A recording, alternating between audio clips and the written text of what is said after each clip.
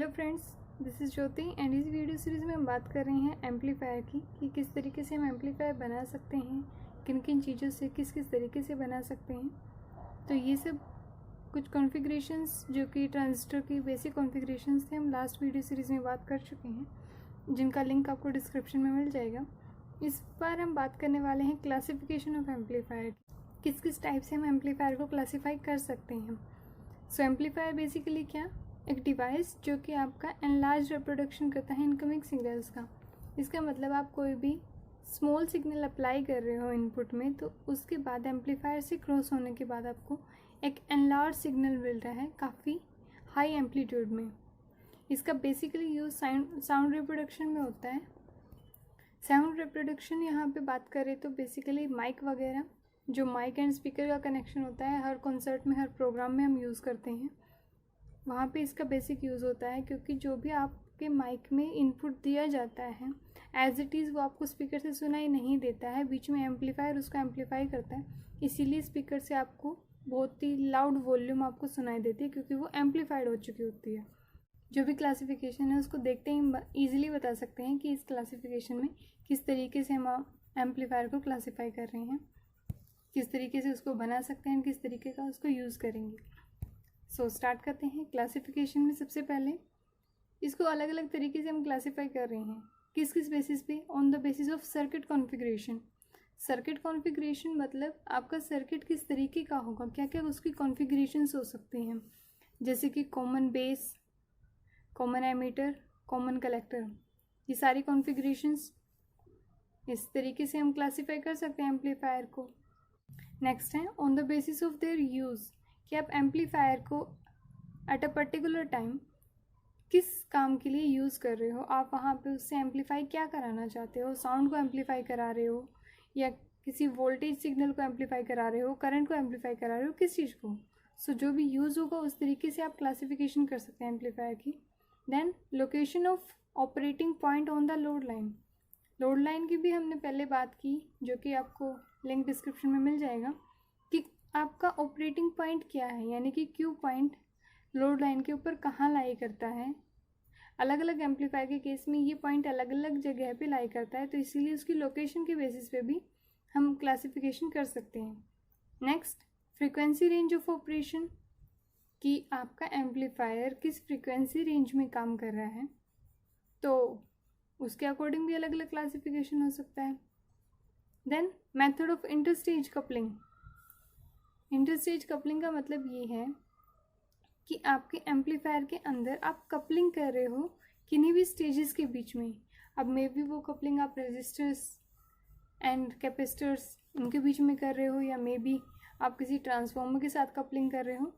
तो जो जो कपलिंग आप पॉसिबल कर सकते हो एम्पलीफायर में, उनके बेसिस पे भी हम क्लासीफाई कर सकते हैं। सो हर एक क्लासिफिकेशन के टाइप्स देखते हैं कि उनके अंदर बेसिकली कौन कौन से पार्ट आते हैं। सबसे पहले classification on the basis of circuit configuration, ये हमने अभी बात की किस किस कॉन्फ़िगरेशन में पॉसिबल है। Common base, common emitter, common collector amplifier. And हम जानते हैं कॉमन बेस एम्पलीफायर कब होता है, whenever base terminal is common between emitter and collector. Emitter आपका एज एन इनपुट सोर्स काम करेगा एंड कलेक्टर आपका as an output source. Common emitter amplifier, इसका मतलब emitter will be common, base will work as input source and collector will work as output source. And common collector amplifier, collector will be common, base will act as input and emitter will be output source. और ये तीनों classification हम बहुत detail में study कर चुके हैं individually, link description में सबका गिवन है, लिंक आपको डिस्क्रिप्शन में इजीली मिल जाएगा। नेक्स्ट है classification on the basis of use of amplifier, कि आपका amplifier at that particular moment use किसके लिए आप कर रहे हो।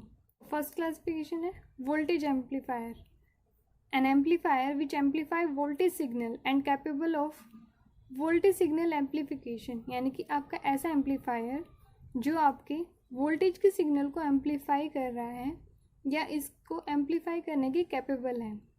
तो अगर at that particular time, at that particular moment आप सिर्फ एम्पलीफायर से वोल्टेज को एम्पलीफाई करा रहे हो, तो उसको हम बोलेंगे ये एक क्या है, वोल्टेज एम्पलीफायर है। नेक्स्ट करंट एम्पलीफायर, यानी कि इसको आप कहाँ यूज़ करोगे, करंट सिग्नल को एम्पलीफाई करने के लिए। A small change in input circuit must produce large change in output circuit, यानी कि इनपुट सर्किट में आप क्या दे रहे थे, स्मॉल करंट सप्लाई कर रहे थे, बहुत ही स्मॉल पोर्शन, एंड आउटपुट में आपको एनलार्ज होके क्या मिल रहा है, लार्ज करंट, जो कि बेसिकली हमारे एम्पलीफायर का काम है। एम्पलीफायर क्या करता है, सिग्नल को एम्पलीफाई, तो स्मॉल करंट से क्या, लार्ज करंट में एम्पलीफाई कर देगा। Next power amplifier. Power amplifier, इसका मतलब आप एम्पलीफायर से क्या करा रहे हो, सिर्फ और सिर्फ पावर सिग्नल को एम्पलीफाई करा रहे हो। आपने इनपुट में कम पावर सप्लाई की एंड आउटपुट में आप क्या कर रहे हो, एम्पलीफाइड पावर को एज एन आउटपुट ले रहे हो, तो उसको हम क्या बोलेंगे, पावर एम्पलीफायर। ईजिली सबसे नाम से पता चल रहा है, वोल्टेज एम्पलीफायर है तो वोल्टेज को एम्पलीफाई करेगा, करंट है तो करंट को एम्पलीफाई करेगा, पावर एम्पलीफायर तो पावर को एम्पलीफाई करेगा। अब इससे इजी क्लासिफिकेशन क्या हो सकते हैं एम्पलीफायर की, सो सीरियसली ये सबसे इजी टॉपिक है। नेक्स्ट है classification on the basis of frequency range of operation, कि किस फ्रीक्वेंसी रेंज में आपका एम्पलीफायर काम कर रहा है, उस बेसिस पे भी आप क्लासीफाई कर सकते हो। तो ऑडियो फ्रीक्वेंसी एम्पलीफायर, ऑब्वियसली इसका मतलब ये किस में काम करेगा, ऑडियो रेंज में काम करेगा, एंड ऑडियो रेंज हम सबको पता है कितनी होती है, ऑडिबल रेंज 20 हर्ट्ज से 20,000 हर्ट्ज या फिर 20 किलो हर्ट्ज भी जिसको हम बोल सकते हैं। तो ऐसा सिग्नल, ऐसा एम्पलीफायर जो आपका इस ऑडिबल रेंज की फ्रीक्वेंसी को एम्पलीफाई करे, ऐसा सिग्नल जो आपकी इस ऑडिबल रेंज की फ्रीक्वेंसी को एम्पलीफाई करे, इसको हम क्या बोलेंगे, audio frequency amplifier. Next is radio frequency amplifier, इसका मतलब ऐसा सिग्नल जो आपकी रेडियो वेव्स की फ्रीक्वेंसी को, यानी कि 16 किलो हर्ट्ज से several mega hertz, mega hertz means 10⁻⁶, यानी कि 6 जीरोज़, इतने हर्ट्ज तक आपका सिग्नल एम्पलीफाई कर सकता है। Next is video frequency amplifier. Video frequency amplifier means it amplify frequency range of 50 hertz to several 100 mega hertz, यानी कि 50 हर्ट्ज से लेके कुछ 100 मेगा हर्ट्ज तक आपका वीडियो फ्रीक्वेंसी एम्पलीफायर एम्पलीफाई कर सकता है। और बेसिकली इसको टीवी में यूज़ किया जाता है, क्योंकि वहाँ पे आपकी जो फ्रीक्वेंसी रेंज होती है वो मेगा हर्ट्ज तक पहुँच जाती है। नेक्स्ट क्लासिफिकेशन है classification on the basis of inter stage coupling, यानी कि आपके जो एम्पलीफायर है बीच में आप किसी और स्टेज से उसको कपल कर रहे हो, किसी और चीज़ से कपल कर रहे हो, तो उस बेसिस पे भी आप कैसे क्लासीफाई कर सकते हो। सो फर्स्ट है रेजिस्टेंस कैपेसिटेंस कपलिंग, यानी कि आपने क्या किया है, एम्पलीफायर के अंदर रेजिस्टेंस को एंड कैपेसिटेंस को आपस में कपल कर दिया है, यानी कि उन दोनों को आपस में ज्वाइन कर दिया है। एंड ये बहुत ही इम्पोर्टेंट टॉपिक है, क्योंकि इसको अलग से स्टडी करना बहुत ज़रूरी है। नेक्स्ट है ट्रांसफॉर्मर कपल्ड एम्पलीफायर, इसका मतलब आपका ट्रांसफॉर्मर को आपने कपल किया एम्पलीफायर के साथ। नेक्स्ट इम्पीडेंस को भी आप इवन कपल कर सकते हो। इम्पीडेंस मीन्स रेजिस्टेंस एक तरीके से बोल सकते हैं। डायरेक्ट कपल्ड एम्पलीफायर, यानी कि आपने क्या किया है, एम्पलीफायर को डायरेक्ट कपल कर दिया। ये जो 3 क्लासिफिकेशन हैं ये अभी हमारे बेसिकली यूज़ में नहीं है, इसीलिए हम सिर्फ इनका नाम स्टडी कर रहे हैं, अभी ज़्यादा इनकी डिटेल्स में नहीं जा रहे हैं। नेक्स्ट है classification on the basis of location of operating point on load line, यानी कि जो डीसी लोड लाइन थी उसके ऊपर आपका कहाँ ऑपरेटिंग पॉइंट लाई कर रहा है, अलग अलग एम्पलीफायर के केस में, उसके लिए हम अलग से क्लासीफाई कर रहे हैं। Class A amplifier, class A amplifier में क्या, Q point located in the middle of the load line, means जो हमारी ये लोड लाइन थी इसके बिल्कुल बीच में, बिल्कुल सेंटर पॉइंट में लाई करता है। सो उस एम्पलीफायर को हम क्या बोलेंगे, class A amplifier, and output signal is exactly of the same shape as the input, यानी कि class A amplifier and even basically most usable amplifier है क्लास ए एम्पलीफायर, कि जिस तरीके की आपके इनपुट सिग्नल जाएगी उसी तरीके का आपको आउटपुट सिग्नल मिल जाएगा विदाउट एनी डिस्टोर्शन। इसके अंदर कोई डिस्टोर्शन नहीं होता, बिल्कुल एज इट इज़ आपको जिस शेप में आपका इनपुट है उसी शेप में आपको आउटपुट सिग्नल मिल जाता है। Next is class B amplifier. Class B amplifier के अंदर बेसिकली क्या होता है, जो क्यू पॉइंट है operating point that is taken in the cut off region on the load line. यानी कि जो हमारा लोड लाइन के अंदर नीचे ये कट ऑफ रीजन होता है, यानी कि आई बी इज इक्वल्स टू 0 से नीचे जो पोर्शन होता है, इस पोर्शन के अंदर ये जो हमारे पर्टिकुलर पार्ट है डीसी लोड लाइन का, इस पार्ट में हमारा लाई करता है क्लास बी एम्पलीफायर का ऑपरेटिंग पॉइंट, जो किसने कहा कि कट ऑफ रीजन में लाई करता है। एंड जो आउटपुट सिग्नल है is obtained corresponding to the half part of the input signal. मतलब कि क्लास बी एम्पलीफायर के अंदर बेसिकली क्या होता है कि जैसे हमने कोई भी साइन वेव को सिग्नल दिया तो एम्पलीफाई होने के बाद आपको सिर्फ हाफ पोर्शन मिलता है, जो नेक्स्ट हाफ पोर्शन है वो नहीं मिलता है क्लास बी एम्पलीफायर के अंदर। सो आउटपुट जो है हमारी वो डिस्टोर्ट हो जाती है, यानी कि एज इट इज़ नहीं रहती है, वो बीच में उसके अंदर डिस्टर्बेंस आ जाती है। Next is class A B amplifier. Class A B amplifier basically A and B दोनों का कम्बिनेशन होता है।